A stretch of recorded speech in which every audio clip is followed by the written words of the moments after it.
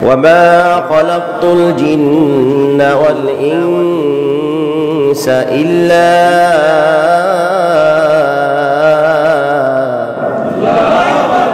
وما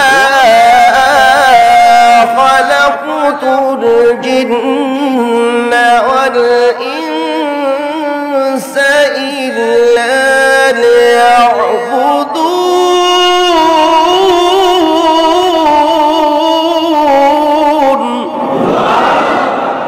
وما خلقت الجن والإنس إلا ليعبدون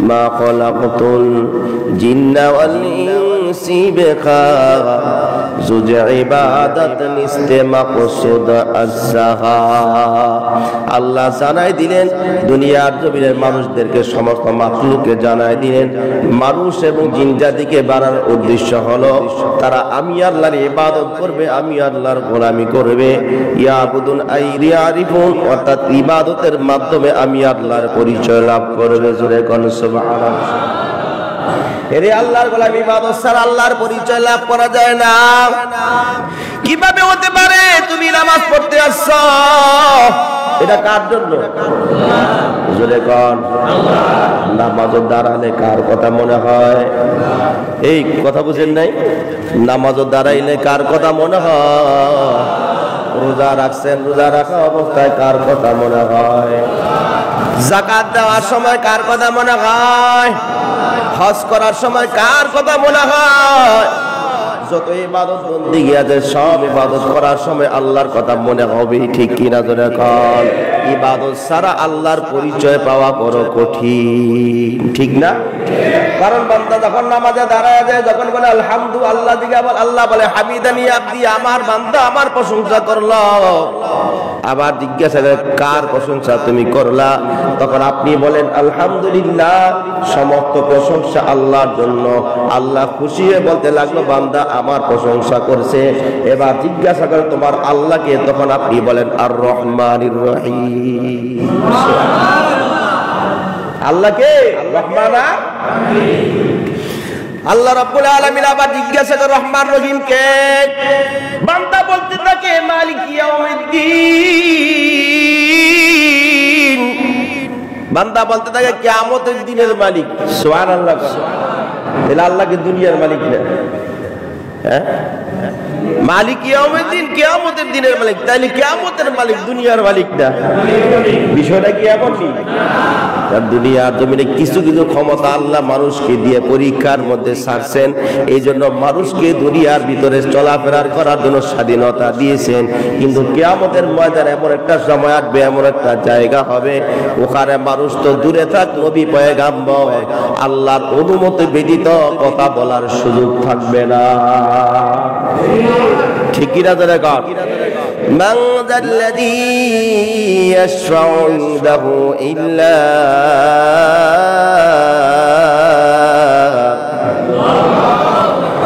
মান যাল্লাযী ইয়াশফাউ ইনদাহু ইল্লা বিইذনিহি আল্লাহ বলে এমন একটা সময় আসবে আমি আল্লাহর পারমিশন ব্যতীত আমি আল্লাহর অনুমোদন হুকুম ব্যতীত আমার দরবারে দাঁড়িয়ে কথা বলবে শাফাআত করবে এমন লোক পাওয়া যাবে না মা মিন যালিমিনা মিন হামিমি ওয়ালা শাফিতা আল্লাহ বলে এমন বন্ধু পাওয়া যাবে না কিয়ামতের ময়দানে এমন জানবাজ বন্ধু পাওয়া যাবে না যারা নিজের জান বাজি রেখে আমি আল্লাহর দরবারে তাকে বাঁচার জন্য সুপারিশ করবে এমন কাউকে পাবেন না ইল্লা ওয়াজহা আল্লাহ ব্যতীত কোনো বন্ধু কিয়ামতে আপনি পাবেন না সুবহানাল্লাহ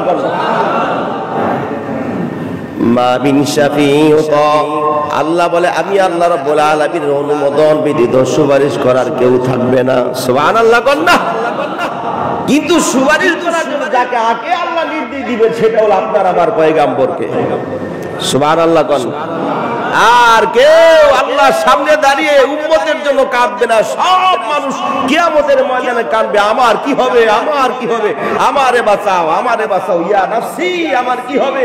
শুধু একজন আরশে আজিমের নিজের সিজদায় পড়ে কাঁদবে, ইয়া উম্মতি। আরো জোরে কন্যা সুবহানাল্লাহ। কেউ কাঁদবে না আপনার জন্য, ছেলে আপনার থেকে বাঁচবে, বিবি আপনার থেকে পালিয়ে যাবে, যে বিবির হাসির জন্য আপনার নিজের জীবন বিসর্জন দেওয়ার জন্য তৈরি ছিলেন। এই সন্তানের হাসি ফোটানোর জন্য, সন্তানের চাহিদা পূরণ করার জন্য আপনি মাথার ঘাম পায়ে ফেলায় সবকিছু ব্যবস্থা করে দিলেন। এই সন্তান আপনি কিয়ামতের ময়দানে বাবা পরিচয় দিবে না। স্ত্রী বলবে আমার তো বিয়ে হয় নাই, জোরে কর নাউযুবিল্লাহ। يوم يفر المرء من أخيه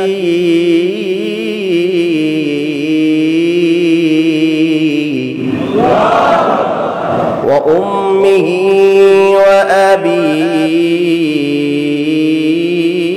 وأبيه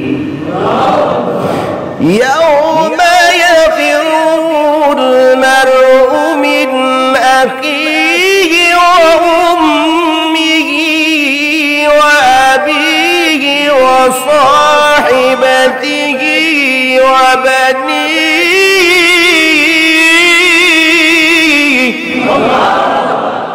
لكل امرئ منهم يومئذ شأن يغنيه।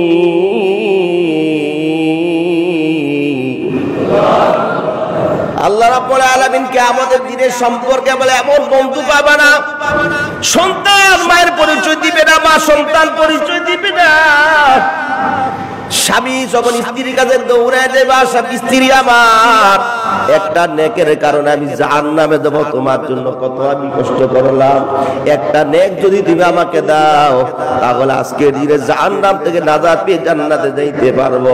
বিবি বলবে দুনিয়াতে তো আমার বিয়ে হয় না, স্বামী কোত্থেকে হবে? কার জন্য এত পেরেশান হচ্ছে?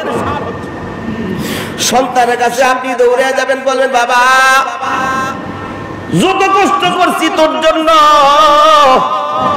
নিজে ডাকে খাওয়াইলাম, তুই যা চাইছ, নিজে হালাল হারাম চিন্তা করি নাই, নিজের রক্তকে পানি করে তোর চাহিদা পূরণ করছি। আজকে একটা নেকের জন্য জাহান্নামে যাবো রে বাবা, তুমি আজকে আমাকে একটা ডাক দাও, তাহলে জাহান্নাম থেকে বেঁচে যাব। ছেলেটাই কে বলবে বাবা দুনিয়ার তুমি বাবা বলতে তো আমার কিছুই ছিল না, জোরে কর নাউযুবিল্লাহ। সন্তান পালাবে, সন্তান দূরে মার কাছে, মা একটা নেক দাও। আল্লাহ বলবে এই আমার গোলাম, দুনিয়ার জমিনে কার সবার জন্য এত কষ্ট করেছিস, আজকে একটা নেকের জন্য জাহান্নামে যাচ্ছিস। দেখ না তোর আত্মীয় স্বজন, তোর মা বাবা বন্ধু বান্ধব কেউ আসেনি, একটা নেক নিয়ে। ছেলে দৌড়ে মার কাছে যাবে, স্বামী স্ত্রীর কাছে যাবে, স্ত্রী স্বামীর পরিচয় দেওয়ার জন্য যাবে, সবাই সবার থেকে বাঁকবে, পালাবে, বলবে কেউ আমার না, আমি দুনিয়াতে বিয়েই হয়। নাউযুবিল্লাহ বলবে। এমন সেই বিভীষিকাময় সময় কেউ কাউকে পরিচয় দিবে না। সেই কঠিন মুহূর্তের ভিতরে একজন খালি আরশে আজিমের চিন্তা করে কাঁদবে, আমার উম্মতের কি হবে, জোরে কোন সুবহানাল্লাহ।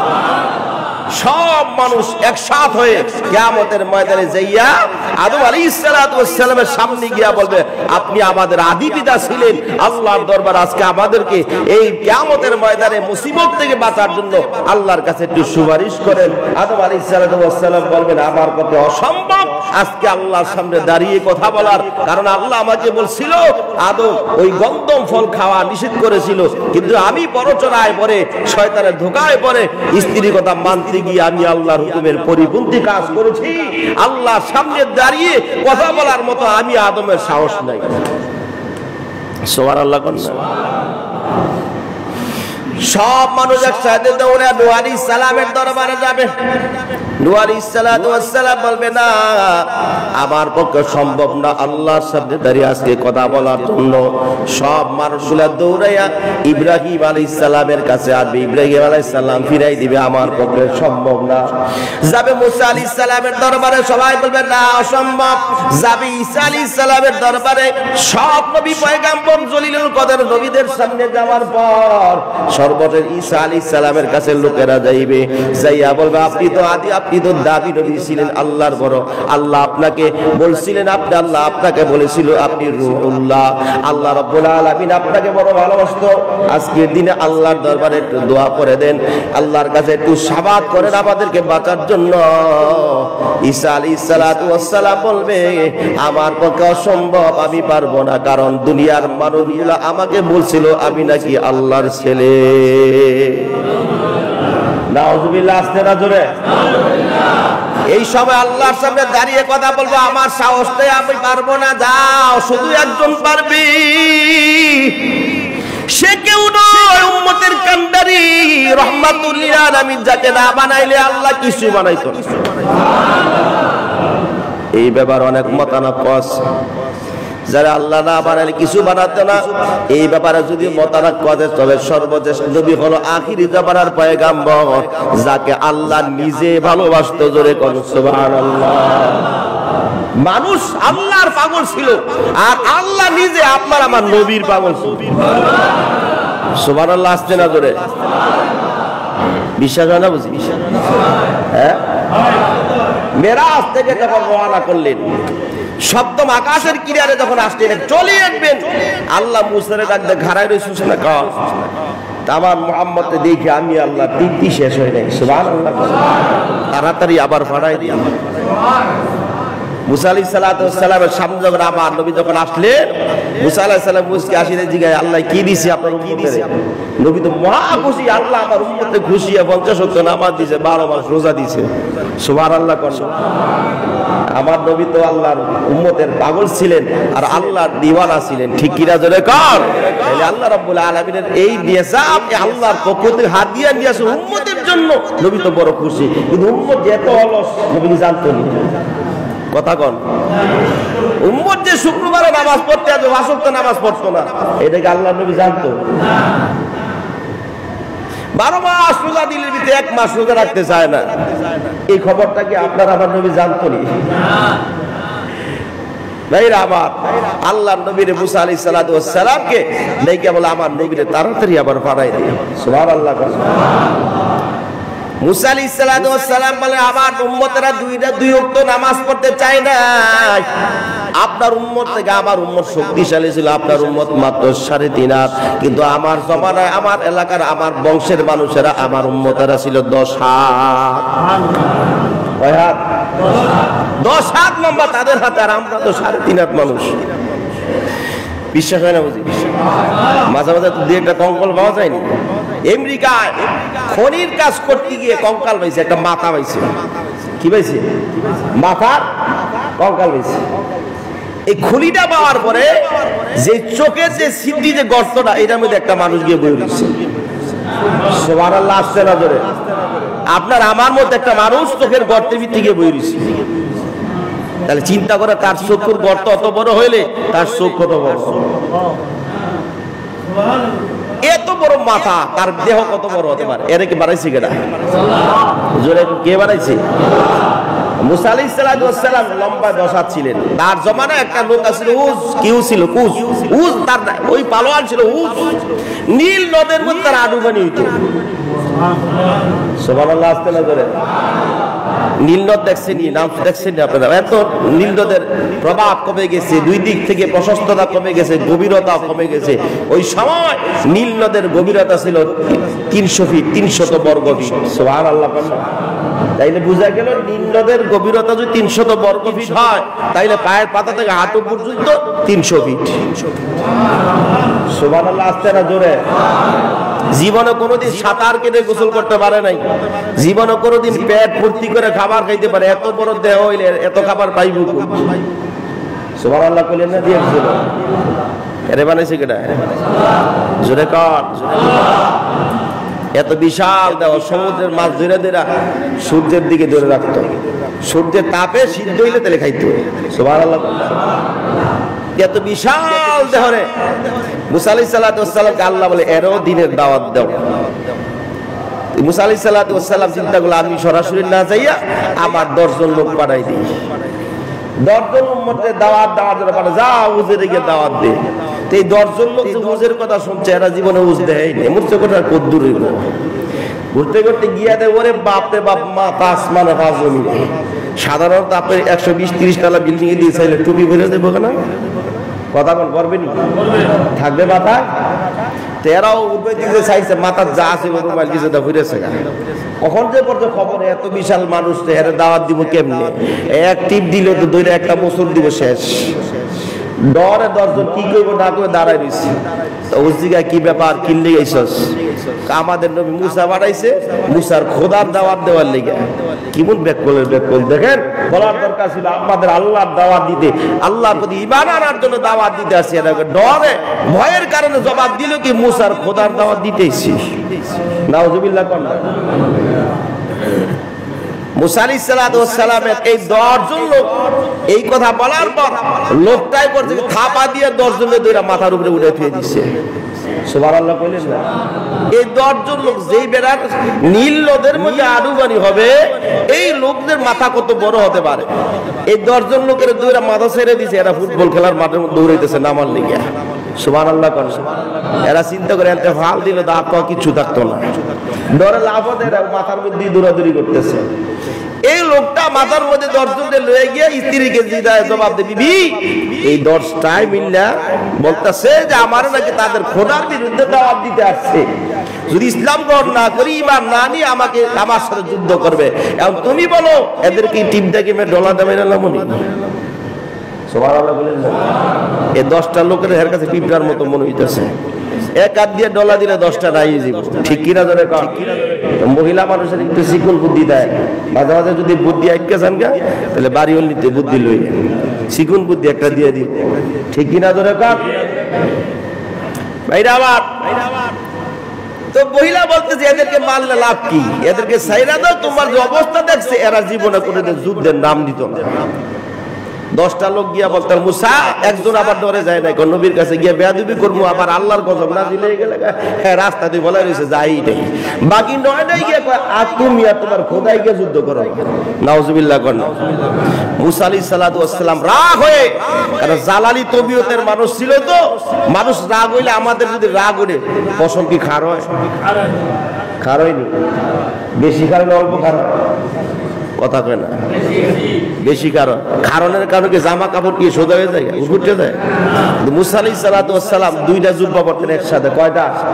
2টা জামা পরতেন মোটা মোটা। কিনলি গিয়া উনি যখন রাগ হয়ে যেতেন পশম শুয়ের মতো দাঁড়ায় কাপড় আলগিতে থাকতো। সুবহানাল্লাহ আসছে না জোরে?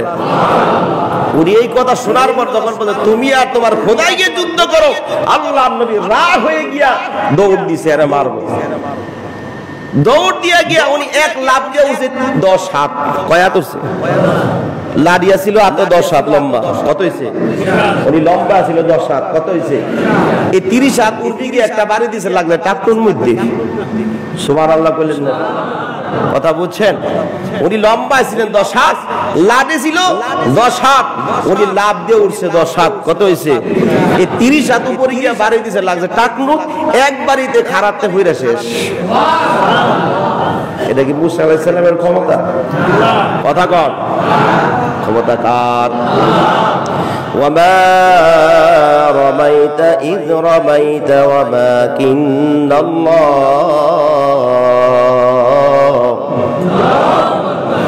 ওয়ামা রামাইতা ইয রামাইতা ওয়ালাকিন্নাল্লাহ রামা।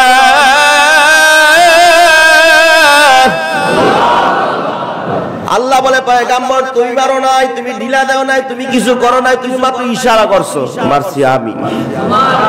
আরো জোরে কর না সুবহান। এই জন্য আল্লাহ রাব্বুল আলামিনের পাওয়ার জন্য আমাদের চেষ্টা করতে হবে।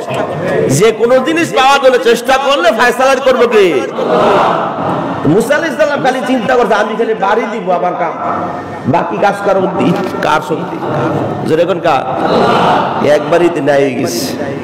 ভাইরা আমার, এত লম্বা মানুষগুলা ওই সময় মুসা আলাইহিস সালাম বলতে আমার মানুষ 10 হাত লম্বা ছিল, এরা বিল্ডিং বানাইছে কম, পাহাড় পাথরের পাহাড় কাইটা কাইটা ঘর বানায় থাকছে, আর আপনার উম্মতের মাত্র 3.5 লাখ, একেবারেই দুর্বল। এরা 50 ওয়াক্ত নামাজ কেমনে পড়বে? জান আল্লাহর কাছে দিকে কমায় লয়ে গেল। সুবহানাল্লাহ। নবী আমার চিন্তা করে, আসলে তো বিষয়টা ঠিকই, আমি তো দোষের বেলায় বলছিলাম।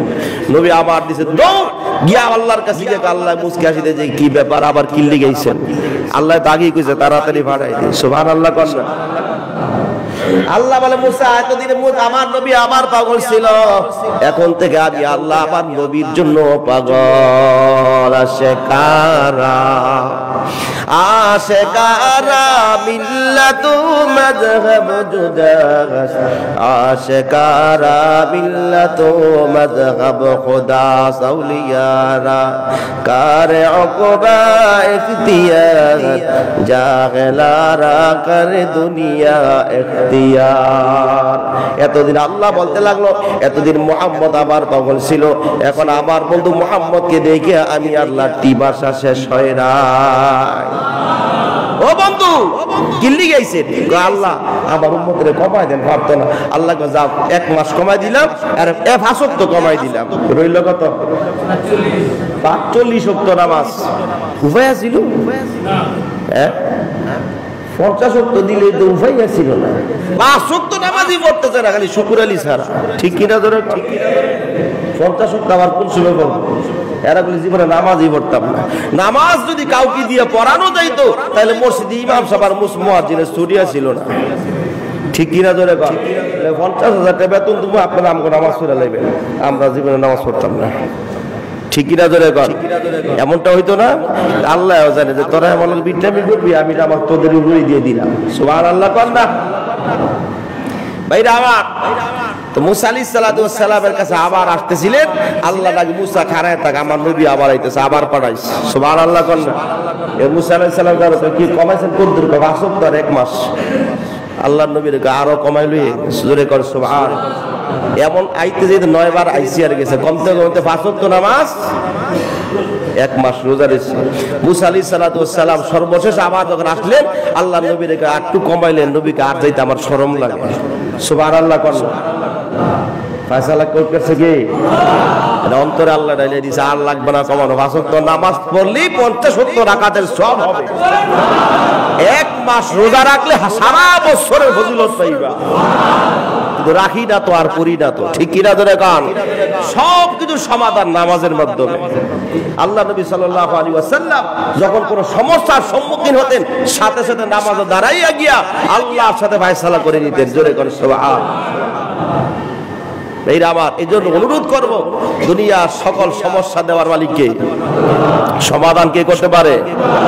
আপনি শত চেষ্টা করে সমাধান করতে পারবেন না, আল্লাহ যতক্ষণ না চাইবে। এই জন্য আপনি নামাজের মাধ্যমে সমাধান করেন। ব্যবসা বাণিজ্য ভালো হয় না, মুসিবত দূর হয় না, বিভিন্ন অসুবিধার মধ্যে আছেন, বিভিন্ন সমস্যার সম্মুখীন। সমস্যা ছাড়া কোনো মানুষ দুনিয়াতে একজনও নাই। কি বলতে পারবে যে আমার সমস্যা নেই? জোরে কর। যার যার জায়গা থেকে সে কোনো দিক থেকে না কোনো দিক থেকে দুঃখী। সবাই সুখী হতে পারবে? কার ফয়সালা? আল্লাহ কাউকে চিরকাল সুখী রাখবেন না।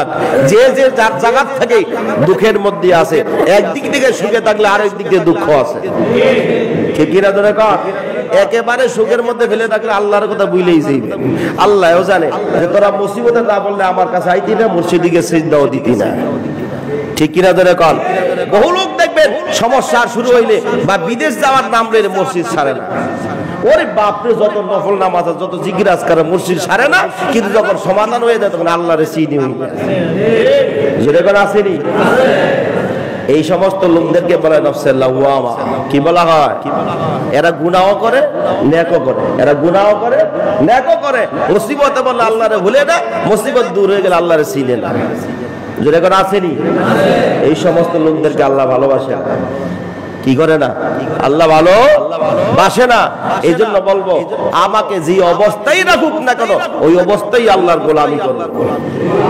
ঠিকই না? ধরে কর, আমার কাজ আমি করব।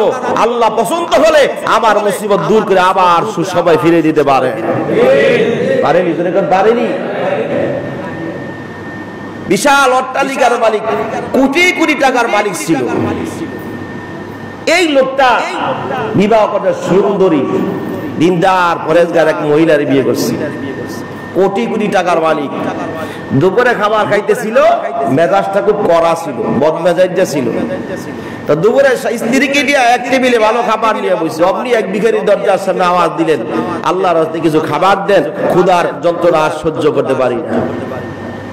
এই অবস্থা থাকার পরে মহিলা স্ত্রী বলতে লাগলো, তুমি বসো, আমি তার খাবার দিয়েছি। বিবির করে তুই বো, এর ভাই ছাড়া আমি করতেছি। নাউজুবিল্লাহ। দরজাটা খুইলা এই ভিখারির জিগায় কিল্লিগে দুপুরবেলা ডিস্টার্ব করতেছ।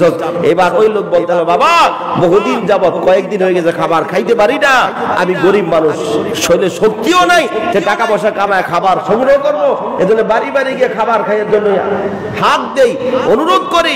আজকে ক্ষুধার যন্ত্রণা সহ্য করতে না পেরে কোন রকম দেহটা আলগাই নিয়ে আপনার বাড়ির সামনে আছি, এক লোকমা খাবার যদি দেন তাহলে আমি মোটামুটি সতেজ হতে পারবো। এই কথা বলার পর ওই জমিদার ওই বড় লোক মানুষ এক ধাক্কা দিয়া তারে গর্তের মধ্যে বলাই দিচ্ছে। নাউজুবিল্লাহ। আসতে না জোরে। কিছুদিন পর হয়ে গেল দুর্ঘটনা, তার ব্যবসার মধ্যে আগুন লাগছে। আগুন লাগছে বুঝেনি, তার ফ্যাক্টরির মধ্যে আগুন লাগছে, এক ধাক্কায় ফ্যাক্টরি ঘুরে ছাই। আরেকদিন গোডাউনের মধ্যে আগুন লেগে শেষ, কতগুলো শ্রমিক মারা গেছে। এখন তাদেরকে চাহিদা পূরণ করতে হবে, তাদেরকে এই কি বলে এটাকে ক্ষতিপূরণ দেওয়া লাগবে। ব্যবসা করার জন্য ব্যাংক থেকে লোন নিয়েছে, লোন পরিশোধ করার ব্যবস্থা নাই। এখন তার ব্যবসা বাণিজ্য, তার আস্থাবর অস্থাবর সম্পত্তিগুলো সব ব্যাংকে নিলামে দিয়ে দিয়েছে। মামলা থেকে বাঁচার জন্য নিজেকে গা ঢাকা দেশে দেশে ঘুরে ঘুরে পালাই রয়েছে। 5 বছর পর, কয় বছর পর? 5 বছর পর কোনো কাজকর্ম নাই, নিজে চলতে পারে না। শেষ পর্যন্ত কেউ যদি চিনা পেলা, এই জন্য ছদ্মবেশে চলতে চলতে দুর্বল ক্লান্ত হয়ে এমন জীর্ণশীর্ণ অবস্থা হয়ে গেছে, খাবার কিনে খাবে বা কাজ করে খাবে সেই এনার্জিও তার নাই। ঘুরতে ঘুরতে এক বিরাট বড় বাড়ি পাইলেন, গিয়ে দরজার মধ্যে আওয়াজ দিলেন, এক লোকমা খাবার কি কেউ দিতে পারবে? দরজায় আওয়াজ দেওয়ার পর এক আল্লাহর বান্দা বাইরে আসলেন। আসার সময় যখন তার হাতে যখন খাবার লোকমা কিছু দাবি দাবি খাবার যখন তার হাতে দিলেন, ওই যে তার স্ত্রী ছিল, ওই লোকের স্ত্রী জানালা দিয়া ওই ভিখারির দিকে এক চিৎকার দিয়ে অজ্ঞান হয়ে গেছে। সুবহানাল্লাহ। কোন স্বামী বেচারা দৌড়ে গেলে বিবি এত অজ্ঞান হয়ে গেল, চিৎকার দিল, কারণ কি পানি দিয়ে জ্ঞান ফিরানোর পর আবার অজ্ঞান হয়ে গেছে। আবার তাকে জ্ঞান ফিরানোর পর জিজ্ঞাসা, কি ব্যাপার, ভিখারির দিক তাকায় তুমি কেন অজ্ঞান হইলা? স্বামী বলতে লাগলো, স্ত্রী বলতে লাগলো, এই যে ভিখারি দেখতেছো, এই ভিখারি হলো আমার 5 বছরের আগের স্বামী। সুবহানাল্লাহ। কন্যা আল্লাহ তার অহংকারী কারণে তাকে ধ্বংস করে দিয়ে ভিখারির কাতার মধ্যে রাস্তায় রাস্তায় ঘুরেয়া বাড়ি বাড়ি গিয়ে তাকে খাওয়া সংগ্রহ করার জন্য আল্লাহ রাস্তার মধ্যে অহংকারের কারণে তাকে ধুলায় মিশিয়ে দিয়েছে। এবার ওই লোকটা তার ওই মহিলা স্বামী বলতে লাগলো, তাহলে তুমি এতটুকু জানো, বাকি ঘটনা আমার থেকে শোনো। সুবহানাল্লাহ। আসতে না ধরে। এবার ওই সেই মহিলা ওই যুবক বলতে লাগলো, তুমি ওকে যে এই স্বামী যদি তোমার হয়ে থাকে, তাহলে এই লোকটা ওই ভিখারিকে ধাক্কা দিয়ে ফেলে দেওয়ার পর ওই ভিখারি আল্লাহর কাছে কাঁদছিল, আল্লাহ আমাকে ভিখারি হওয়ার কারণে আমার শুনে শক্তি নাই, আমি দুর্বল, কিচ্ছু নাই আমার, আল্লাহ তোমার কাছে বিচার দিলাম, এর বিচার তুমি করবা। আমি যখন চলে গেলাম, যাওয়ার কিছুদিন পরে চিন্তা করলাম আর ভিক্ষার কাজ করব না, নিজে পরিশ্রম করে খাবো। আল্লাহ আমাকে এমন একটা সুযোগ করে দিলে, একটা ছোট ব্যবসা করার সুযোগ করে দিলে। ওই ব্যবসার মাধ্যমে চলতে চলতে চলতে চলতে এই 5 বছরের ব্যবধানে আল্লাহ আমাকে 100 কোটি টাকার মালিক বানাই দিয়েছে। এই গত বছর তোমার বাবার সাথে ব্যবসার মাধ্যমে লেনদেন থাকার কারণে তোমার বাবা বলছে, আমার একটা সুন্দর সুস্থ একটা মেয়ে আছে, তুমি যদি বিবাহ করো বাবা আমার জন্য ভালো হবে, তোমার দেখে আমার ভালো লাগছে, এই জন্য তোমাকে বিয়ে করছি। আর ওই ভিখারিটা হইলাম আমি। আরো জোরে কোন সুবহান। আল্লাহ পারেনি, জোরে কোন পারেনি। এই জন্য আল্লাহর কাছে সব সময় চাইবেন, দেওয়ার ফয়সালা কি করবে? আল্লাহ আমাদেরকে তৌফিক দান।